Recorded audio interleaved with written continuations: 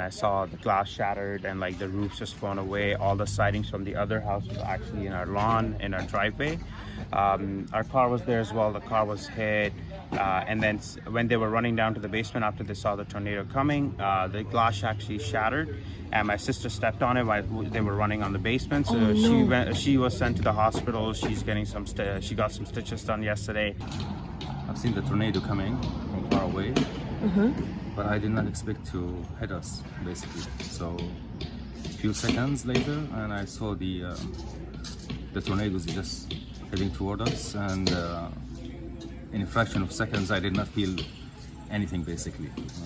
I did not even have the time to feel scared. And from the basement window, I saw it coming toward the house and hitting the house. So the house was shaking a little bit. Right. And fraction of seconds, everything is gone. Luckily, no one was in the streets at that time. Otherwise, it's going to be a complete disaster. NTP is here today to survey the damage from the tornado that hit the Barrhaven area of Ottawa yesterday afternoon.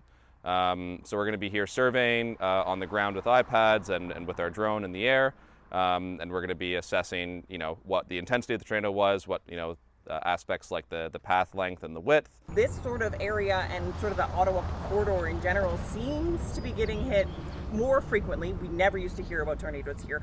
So can you tell us a little bit about that? Like, are we turning into sort of a hotspot, for lack of a better term? Right. Yeah. Well, and I mean that's part of one of the big reasons this project exists, because before 2018, Canada in the last 30 or so years before that, we were only getting about 60 reported tornadoes per year.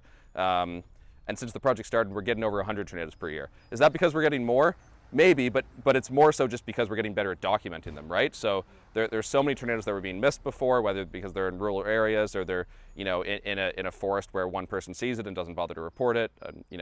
Lots of tornadoes are being missed, and so now we're finding more of them, and so there could be trends saying like, oh, tornadoes are increasing here, or they're becoming more intense, but we won't know that for sure until we have more years of good data collection.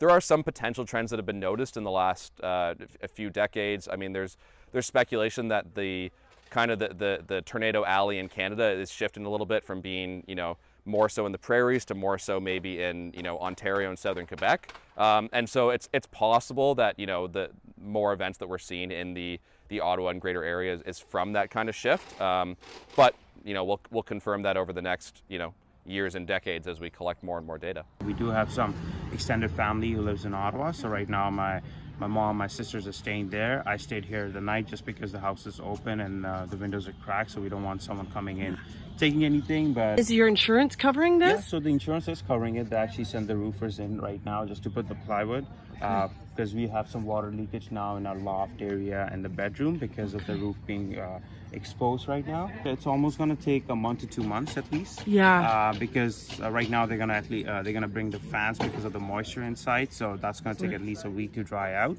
Right. And then they're going to be tearing apart the drywalls which got damaged, the ceilings and stuff, and they're going to be doing all the rework, and probably like our carpets needs to get replaced because the water is already in them. And yeah, they said the sidings probably have to get replaced as well because all the siding got damaged. Right. So yeah, it will take some time.